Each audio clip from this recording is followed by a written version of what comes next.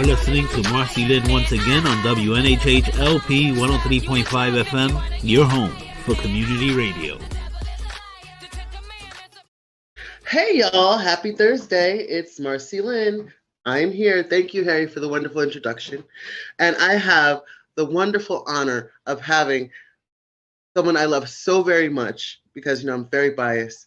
There are four of us, y'all. It's not just Denise Jones, not just Dexter Jones, it's not just MarceyLynn Jones. There is a Marvin Glenn Jones II, who is just as brilliant as my mom made us. So I'm introducing the world to my wonderful, wonderful martial arts advocate for activism in all different types of areas. My little brother, Marvin Glenn Jones. I call him Glenny, Marvin Glenn Jones II, but I'm gonna call him Glenny. Or MJ on stage. Stage name MJ. Hi, I love you. Hi. It's so funny because I tell this joke all the time. My family calls me Glenn. Some of my friends call me Marvin still. A lot of my friends call me MJ. And I have no clue what my name is. They call me MJ, Marvin, and my family. If they don't call me Glenn, it sounds kind of weird. But yeah, thanks for having me. Yes, I'm so happy to have you here. You do so much. And it's so funny because I was telling everybody, I said, we're brothers and sisters, but we don't get a chance to sit down and really talk to each other because we both have lives and, we get really, really busy with our live stuff, but we are still there for one another no matter what it is. It could be the midnight hour, whatever we need to do. But the things that you're doing, I'm so very proud of you. But I would like others to know how brilliant you are and how you have the wonderful heart of our parents that would do a lot for our friends. So. I appreciate that. Yeah, it's funny that you say, like, a lot of people don't realize that there is a fourth sibling. It's funny that we're talking about martial arts today because I grew up and I loved being a ninja. So I was always the quiet one. I was like, ducking and dodging. So people don't realize sometimes. I remember even in high school, I'd be like, oh, Dexter, I'm going to get my hair cut by Dexter, my brother. And they're like, Dexter, Big Dexter, brother? I was like, yeah. It's like, oh, I didn't even know that he had a little brother. Welcome to my life. I am the quiet one, the one that, came afterwards and no one even realized that baby is actually a man now. Well, I harassed Dexter all the time because he wanted me to be the boy. I was like, but do you have the boy? You're still mad at me? So like literally, like just now when we had that little the word thing for the barbers and beauticians, he's like, oh, I was so mad because she's a girl. I was like, well, you have a younger brother who is a man now. But whenever I see you guys together, you guys just look like that's bro, Absolutely. And I appreciate you having me on the show because like you said, we don't really get to talk that much. I have my two daughters and my 3 jobs and obviously my wife and always running around and just trying to help out family and stuff like that. And on top of that, the advocacy that I want to talk about today. And then, you have your life with your family and everything like that and your job. And like, we barely get to talk. So it's nice to have like 45. Well, listen, and this is going to be online forever. So we can go back to this and go, like, we had a conversation about that. Right. And I always tease it. My brother literally has a little Marcy and a little Denise. And I love his wife. His wife is beautiful, but I don't know how they do it because I don't want to do a little Marcy and a little Denise some days. It's interesting. So I just go, oh, he just has to be. But listen, it keeps it busy. Make sure you keep the cabbage patches away. we got the emotional one, and we got the really feisty one. And it's funny how that works out. The generations kind of just come full circle. Yeah. I am the emotional one. I'll take that. And well, I'm feisty too, but I'm well, that's the thing. When we get older, then it balances out. Because that's what life's all about: being able to find balance. That's what martial arts is about, which is what I want to talk about. Finding that balance and how I use that to find my balance. Yes, let's get into that. Right. My brother has always been this very serious, intense person, and martial arts transformed him into this person where he had release and relief. So I watched that, but I want the details. I want some details. So let's start from, oh my God, when did you start? I started at it was 1984, 1985. So I was like 6 or 7. I went to Wong's karate school, or no, it was a Taekwondo school in Hamden.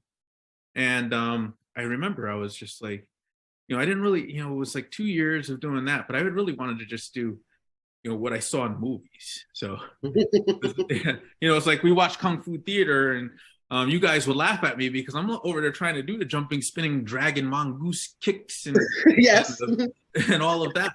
So when you put me in a class and they're trying to teach me the basics, and I'm like 6 or 7, like, no, I want to do what I saw the Kung Fu masters doing. So they would start me on a form, and then I'd spin around and throw some sort of wacky kick, and they're like, no, you got to start from the beginning. So it took me a while to get into that. And I remember, creative mind. yes, exactly. I kind of want to do my own thing as opposed to those forms. But then, I was there for like 2 years. I was bullied a little bit in class, so I stopped going. And then, like, I remember I was 13 when I returned to it. I remember it was the summer before high school started, and I got jumped for my bike, and they took my bike and my money, and I was very upset about that, obviously, but between you and I use it as an excuse to get mommy and daddy to sign me back up for martial arts. I am not mad at you, and I ain't telling. I'm not telling. You just told, but I was always like, I want to go back to martial arts. So they were like, maybe later. And then when I got jumped, and the good thing that came back to that is I was like, I had a reason to go back to martial arts, and they were like all about it. So I ended up going into Kempo karate. Now, what Kempo karate is based off of Kung Fu. It's got some Kung Fu elements, so you get a lot of the Chinese type of martial arts in Kempo Kung Fu. And so I went back to that, which was great. But then I wanted to try other arts too. And I remember my friend Peanut. He was like, he was like, they're having a free karate class down at the youth center. And I was like, let's go. So we were both at Kempo karate, and then we went to this free karate at the youth center, and it ended up being a Korean art of Tang Soo Do. So I had tried the Korean art of Taekwondo when I started. Then I went to a Chinese art, which was Kempo karate, and then I ended up at the youth center, and I was doing Tang Soo Do. So at the same time as Tang Soo Do, I was doing Kempo karate, and so I was doing both arts. And what was interesting about that was the first few forms were exactly the same. However, the Chinese arts are a lot more radial, like a lot of circular motions. Whereas the Korean arts were linear, more like the karate type of the karate type of style. So you would do the same form, but with the Chinese version, you'd come all the way down like this. Whereas with the Korean version, you're going straight in. And I found that so intriguing to see and compare and contrast these two styles at that point. Wow. Yeah. So it was interesting.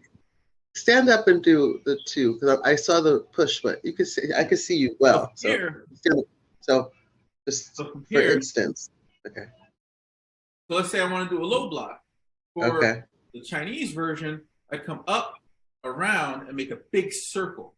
Okay. Whereas with a Korean style, it will go straight out. Okay. Yeah. So it's more force out. Generating power. So you could generate power by building it up with the circle, or generate power from straight in. Yeah. And it was interesting to see in those two different concepts and compare and contrast those. So either way, it's still the wind up. It's just a matter of whether you do it forcefully or gradually, right? Yeah, exactly. Yeah. Exactly. I got it. And it was interesting because with martial arts, there's a lot more of a mental aspect than there is a physical aspect. Mm-hmm.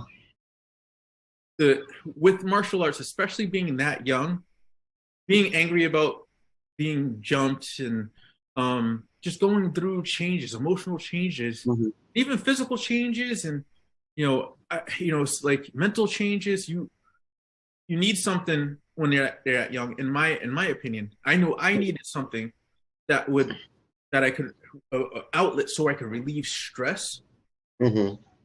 while expressing myself. And martial arts really helped me with that. Mm-hmm.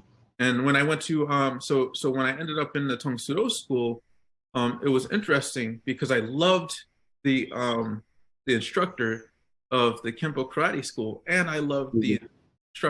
the instructor of Tong Soo school. And Okay. back then, right now, it's Mm-hmm. all about mixed martial arts, cross training, Mm-hmm. people mix it up. Back then, everything was still so traditional that you had to pick a school and style. It wasn't really, it was Mixed. frowned upon to be in two different schools, especially in the same town. So, and Mm-hmm. it was also hard. It was also hard because I was still young and I was studying two different form systems. Mm-hmm. And yes, the first few forms are the same. Once you get into the intermediate and advanced forms and techniques, Yes. it was a lot to try to study It was a lot to watch. Okay, it was a lot to watch. yeah. So, And then yeah, I I can remember, imagine. And you're so brilliant with it. It's just like to know that these different forms were able to make a difference individually, even though like in that time it was frowned upon, and then you end up making your own, which is mixed. Is that like a full circle? that's later in life it became a full circle, especially it was 1993 was when UFC came out. Mm-hmm. So the first UFC was based off of style versus style. Mm-hmm. It was about like kung fu versus karate and judo versus jujitsu and ninjas versus, and it was nothing like you would think it was back then. Because Mm-hmm. when before UFC, there was this concept that martial arts was mystical and magical. People thought that Mm-hmm.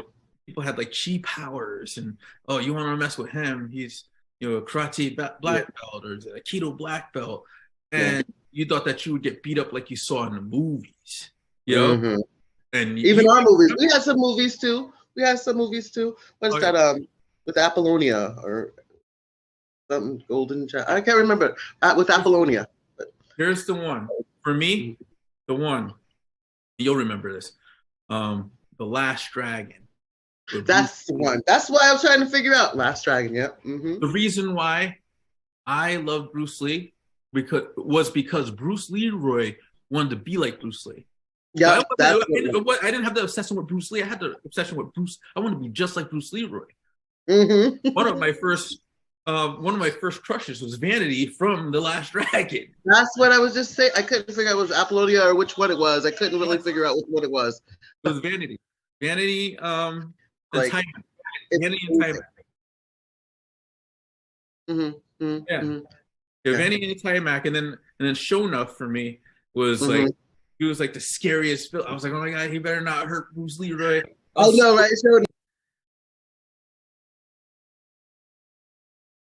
when you cut out. oh shoot, I'm sorry. Wait. I'm here. Okay.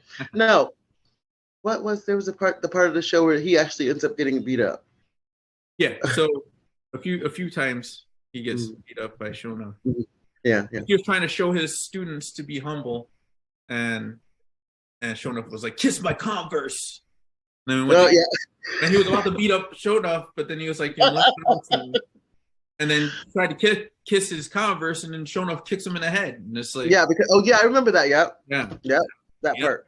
Listen, see now I got to watch it. Go back. You know, you and I watched those movies over and over and over again. Oh yeah, see that was one of the ones I could recite every line as it's happening. Leroy. I love it. Yeah, that's one. But yeah, so it's interesting because until that time, you always expected, the martial arts fighter or martial artist to beat you up like they would at the end of Last Dragon or at the end of Enter the Dragon, and you thought that you were going to get kicked by some jumping, spinning high kicks and stuff like that. And UFC 1 came along, and real fights don't look like that. Real fights don't operate like that. No. Very messy. So you see these guys, and you're expecting like the sumo guy to be able to run through the Dutch kickboxer, and that Dutch kickboxer literally kicks his teeth out of his face. Yeah. It's like, wait, what did we just see? And then you see the grapplers on the ground, and back then it was like, what are they doing? We don't even know what they're doing. Like, yeah, it's a whole different. And that's where Gracie Jiu-Jitsu, which is now known as Brazilian Jiu-Jitsu, ended up being such a dominant art because Royce Gracie won that tournament, and the reason why they put him in instead of his bigger, stronger brothers is because they want to show that we have the technique that can beat the bigger, stronger people. Yeah. But at that time, I remember screaming at the TV, like, "What are they doing? Stand up and fight! Stand up and fight!" Yeah. Was supposed to be. So it was a lesson. What's that? It was a lesson. It was a huge lesson, and at that point, I wasn't ready to receive that lesson. It was interesting. So I met. So later in life, you realize, okay, especially now with mixed martial arts and everything like that, it's like, okay, that's what shaped what actually works in that arena. And and what you're seeing now is the full circle is a lot of these athletes, these MMA athletes, are starting to figure out ways to get some more of those flashy, set them up the right way so that you can get a little of those flashy kicks in there. Example given, Anthony Pettis. They call him Anthony Showtime Pettis. So they call it the Showtime kick, where he did something that you only see in the movie. He jumped off of the he put his foot on the octagon and then kicked the person with the same foot that he put on the octagon. So he stepped on the octagon and then kicked the person. And after he stepped up.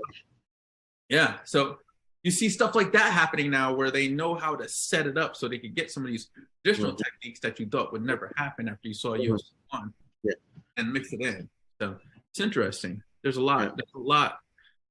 Well, after a few years, I was the only one I'm probably still the only one that can go when you're fighting. So yeah, everybody like, oh, did Gliddy fight? Yes, he did fight. You watched it? Yes, I watched it. How do you watch it? I said, I pray the whole time.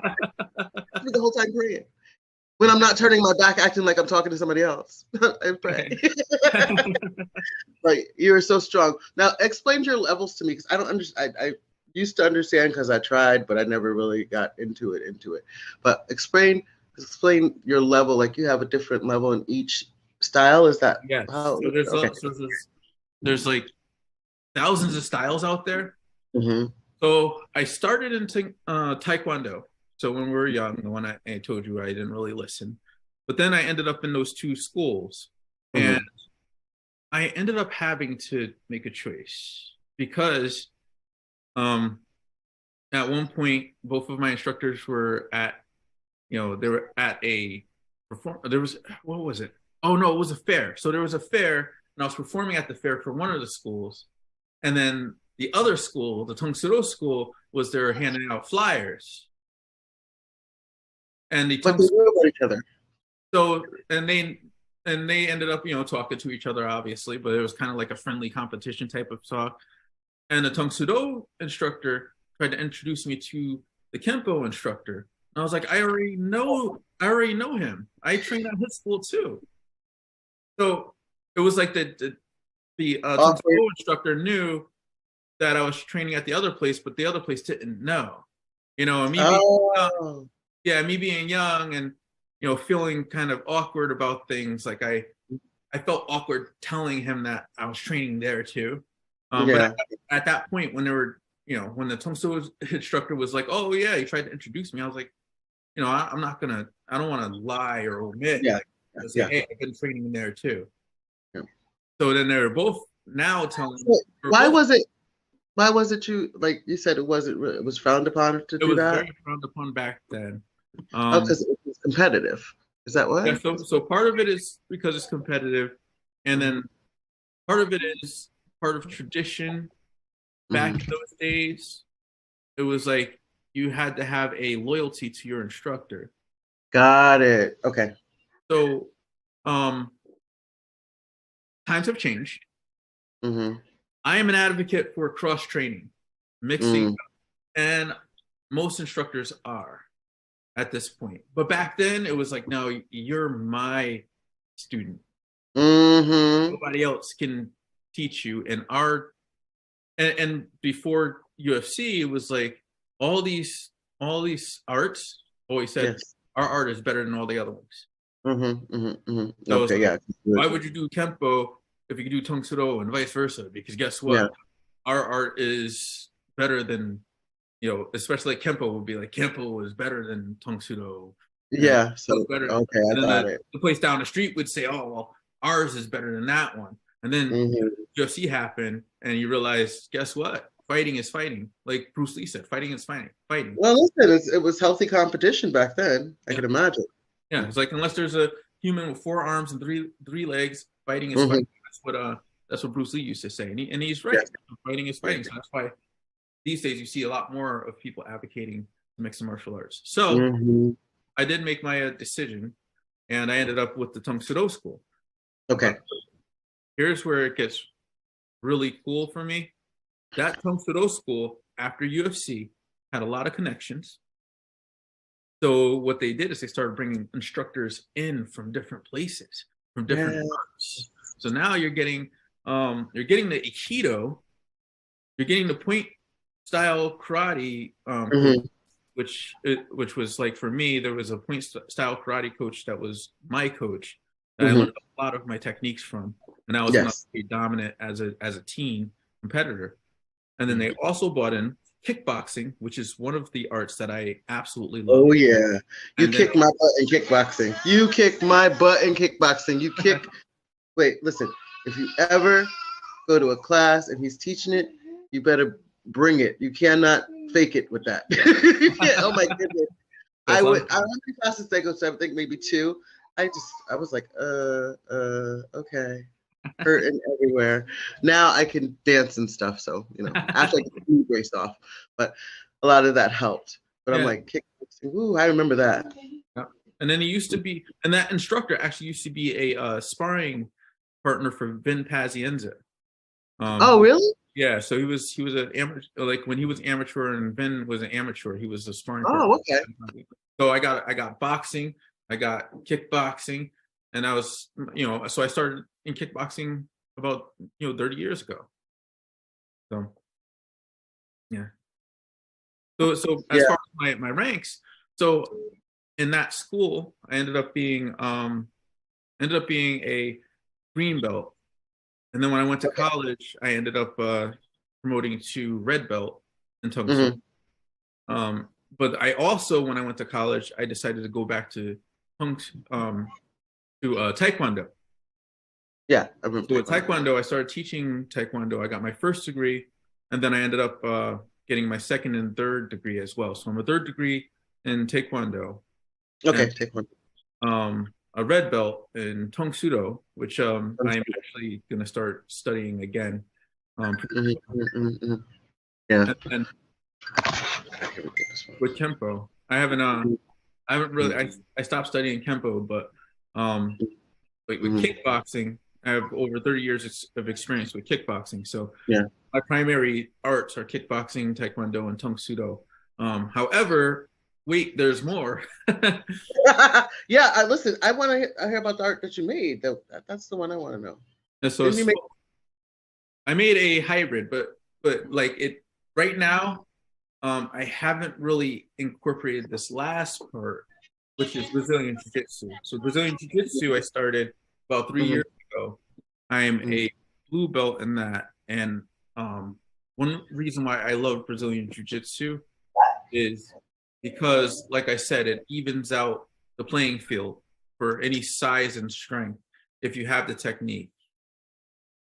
So if you have the technique, the size and the strength is usually, if you've trained for years and years, the technique can actually dominate the size and the strength when you're a BJJ professional, especially if you know how to mix it up, you know how to sprawl and keep a fight wherever you want it. If you want it on the ground, you keep it on the ground. If you want it, standing up, you keep it standing up.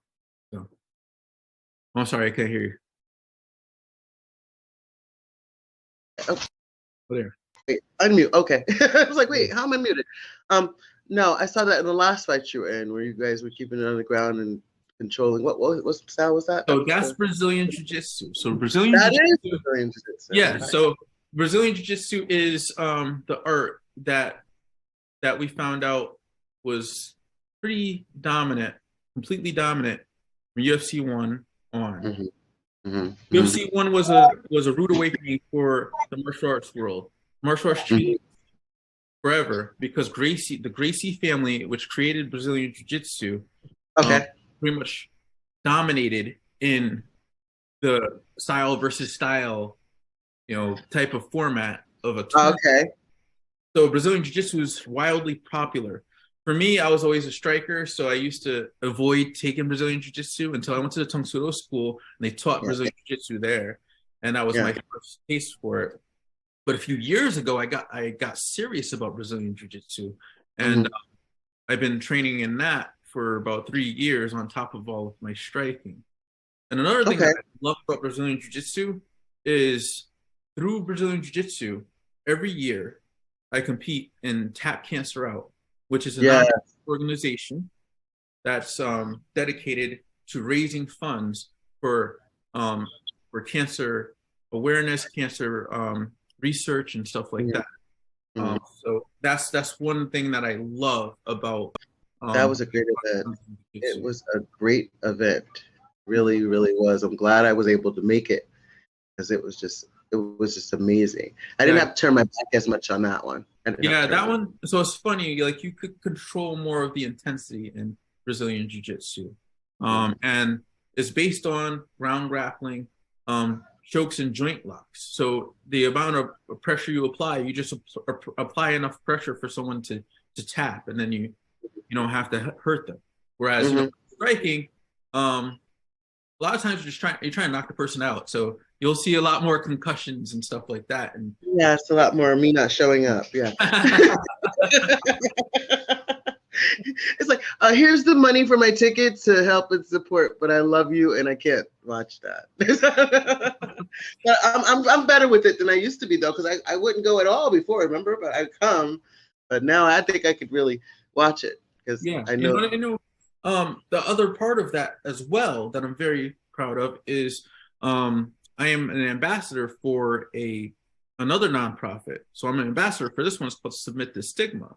Stigma.org. Now that one is using martial arts and particularly Brazilian Jiu-Jitsu for mental health awareness and suicide prevention. So that's another nonprofit that I am involved in. So I'm using these platforms in the martial arts not only for my benefit, but I'm also trying to advocate for other people to get involved for stress relief. Like the thing with martial arts is, for me, it's not just about kicking and punching or choking and submitting people. The other part of that is finding your own harmony with yourself, finding your balance. Stress relief. It relieves anxiety, but also the physical benefits. You got to think about the physical benefits as well. Like, not just defending yourself, but you could. That is defense. I mean, when you're bettering yourself, you're defending yourself. So like you gain coordination. You're doing endurance work. You're losing fat, building lean muscle, and flexibility, range of motion, all types of great stuff could come out of just training in martial arts. So yes, that's awesome. Oh man, I just learned a whole lot. I actually learned how to pronounce some stuff I didn't know how to pronounce. So that's great. So in actuality, I'm thinking about all those times when we were in the backyard. I mentioned it at, the service. And now it makes sense, the things that you were doing, because you were learning two different arts. So it was like, what's he doing now? The kind of, but now it makes sense. Because now I'm older and I can see it now. But and then I was like, what on earth is he doing? Mm-hmm. Yeah, especially like my friends in the backyard. We have our own little tournaments sometimes. Oh, man. Sometimes we'd be standing up and punching and kicking. Other times we'd be throwing each other on the ground and trying to choke each other. I'd be like, somebody will get hurt. So I think that might be the point. Yeah. Like we're practicing to hurt someone. But yeah. One thing, and mentioning Peanut again, like Peanut and I, like every once in a while, like whenever we thought the other person was kind of chilling out and in my room, that's why you hear all that. Yeah. Because it was like we always tried to sneak each other. And then, so it was like UFC before UFC even existed. Like we would jump on each other. We'd have this MMA match. Having a wrestling party Yeah, we'd have like an MMA match, and all of our friends would be there as the judges, Yes. That's it. Listen, everybody was there. It's just like, but that's just the way it was. We always had people in the house, and I always was like, what is he doing? Somebody gonna get hurt? Yep. And Mom be like, just leave them alone. They're doing their karate or whatever she called karate thing. All of your trophies. How many trophies do you have in total? Do you know? Have you ever counted them? I lost count, but I but my new goal is to have as many medals as trophies, because in the type of martial art that I competed in is called open karate martial arts. So what it is there was a style where it was a type of tournament where all styles could come and compete against each other, different than UFC, because all you could do is throw strikes, and they would stop you on the point and then award the point, and you couldn't hit below the waist. Whereas in mixed martial arts and UFC, you can especially when UFC first started, it was kind of more no holds barred, where you could do pretty much anything when it first started. Now they make more of a sport where it's actually there's a commission, and they make certain that there's certain moves you can't do, but you can wrestle, you could grapple, you can choke, you can do stuff like that. So I haven't done martial arts before, but I did open karate.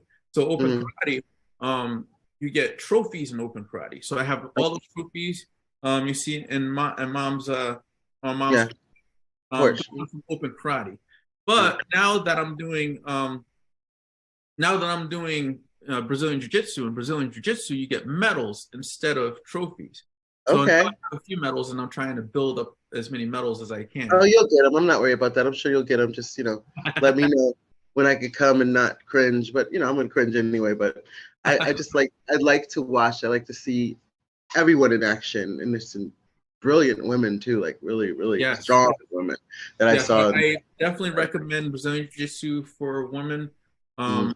Like I said, when Gracie Jiu-Jitsu was created, it was created by a man called Helio Gracie. Now, Helio Gracie had a lot of big, strong brothers, but Helio Gracie was sick when he was young, so he was a lot more fragile and weak. But he wanted to do Jiu-Jitsu with his brothers, so he had a way to use Jiu-Jitsu so the technique can beat his brothers and he can have a chance. So now it's like that's why I say all people should try Brazilian Jiu-Jitsu. With Brazilian Jiu-Jitsu, when you get good enough, your technique can beat the stronger and larger person, especially if you mix it with other arts. So I was watching. There was one little smaller girl. She took down that other girl. I was like, wait a minute, hold on. What did I just watch? We have open weight. There's like an open weight category. So any weight could go in there. So you could be 110 pounds and go against someone who's 250 pounds. It's not about the size. It's about the technique and about the training too. Right? That person that's 110 pounds, if they have better skill, that 250-pound person doesn't have a chance. The next tournament that I'm doing, that I'm competing in, is Tap Cancer Out in June. Mm-hmm. So I'm actually going to cut down to light heavyweight, Okay. and I know. Yeah, you were mentioning you did some things, some lifestyle changes to help do that too. yes, Yeah. exactly. So I'm working on that, and I like to lean down. A lot of people, and a lot of athletes, what they do is they cut weight. What I want Mm-hmm. to do is lean down. So I'm starting a training regimen and a diet now, Mm-hmm. so I can lose the 25 pounds that I need to get to the weight category. Okay. Now, when you say lean down, because some people might not understand that, lean down. Explain Yep. that to some folks. So when you restricting your diet and you exercise, what you want to do is, instead of cutting weight, which means that you're losing a lot of weight in a very short amount of time, which is not very healthy, and it taxes your organs and Mm-hmm. your body, and there's no way to maintain it. If you lean down, I'm taking April, May, and June to eat as clean as I can, stay at a caloric deficit, um, limit alcohol almost to none, Mm-hmm. um, and train. And the training's always there, so I'm going to train 5 to 6 days a week, um, and I stay at that caloric deficit, and I make certain that I'm balancing out all of my meals. Then Mm-hmm. your body has no choice but to lean down to a healthy weight, and that's kind of the approach that I'm taking for leaning down. So, as far as reaching out to you and maybe getting lessons or anything else, how can people reach you? So you can reach me at CT Krav Maga and MMA. It's in North Branford, Connecticut. If you go to blacktigerkickboxing.com, Black I Tiger. posted it before. Yeah, I posted it before you came on. So I'll post it again when I post the show. Appreciate that. Yeah, I can't wait to see it. I'm excited. But yeah, blacktigerkickboxing.com. If you scroll down to the bottom of the page, you can sign up for trials. There's trial packages. Mm-hmm. There's a Krav Maga trial package. There's a Brazilian Jiu-Jitsu trial package. I think there's also a kickboxing trial package. I Mm-hmm. teach kickboxing presently there at CT Krav Maga and MMA. I studied Brazilian Jiu-Jitsu there at CT Krav Maga and MMA, and I also assist with the MMA striking, mixed martial arts striking class. Every once in a while, what I'll do is I'll alternate. I'll teach the class, and the other instructor, Jeff Massey, will teach the class. Right now, Jeff Massey is teaching the class, and I'm there, and I actually assist just because I have a crazy schedule. So, but Welcome to our life. but I would highly recommend signing up for a trial, trying it out. Try the kickboxing, try the Krav Maga, try the Brazilian Jiu-Jitsu. There's other arts too. There's Kali, which is a Filipino art, and if you're just into fitness, there's also circuit training and kettlebells. And I'm actually pretty upset that I can't do kettlebells because I have schedule conflicts, but I love kettlebells as far as like a training regimen, and the reason why, because it's more functional training. You're not kind of just sitting there doing one motion with a weight. You actually move around with the weight, and you don't do any of whatever I just did. I don't know what that is, but but it's more that was a dance. That's our dance. Yeah, it's a glow stick dance. And I'm looking at you. You look like Daddy, and you look like me. And my youngest looks like us too. Yeah, I was so like, funny. wait a minute. Lena. I remember when she was born, and Amanda's like, she looks like your father. And I look. Yes, look. It's so funny. We have that. We have one of each. Yeah, it's amazing. It is so amazing. I really, really love you, and I really, really thank you for taking out the time. I love you too, Marcy. Events coming up soon, and my brother will be back and let you know about the events that are coming up that we want you to support. Cool. And anything else you want the people to know besides you're the fourth one? You're the one. There's four of us. Besides that, what else do they need to know? Well, just check out blacktigerkickboxing.com when you have a chance. You can read more about my martial arts journey on the About MJ page. The most important message that I want to convey here is that if you were to break your leg, you would go to a physical doctor, your primary care physician, or the emergency. If you break your heart, do not be ashamed or afraid to go see a therapist, a doctor that can help you. It's very important. I am an advocate for, I have my therapist, I am an advocate for therapy. If something hurts, like I use martial arts as it's very therapeutic for me. However, I don't think it's in place of actual therapy. We're all going through something, or all going through stuff, and it's important to be able to talk to somebody, talk to a professional. Talk to your friends, talk to your family as well.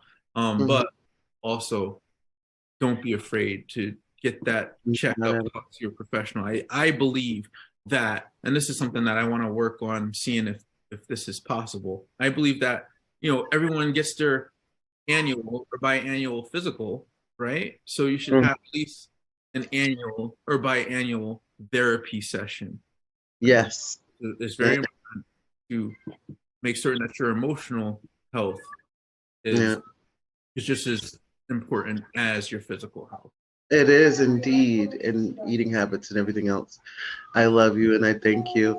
You've been listening to MarceyLynn once again on 103.5 WNHHLP, New Haven Independent Community Radio. I'm here with my wonderful, brilliant younger brother, Marvin Glenn Jones II, and he has shared some real nuggets with us. So please don't hesitate to reach out to him or myself if you need to know anything else about the show. And enjoy your weekend. Happy Thursday again. Marcy, thank you so much. Thank you so much for having me. And I love you. Really appreciate it. Yes. We definitely will be having you again. We got to get this word out. And that's the hardest thing to hear you sing. I love you.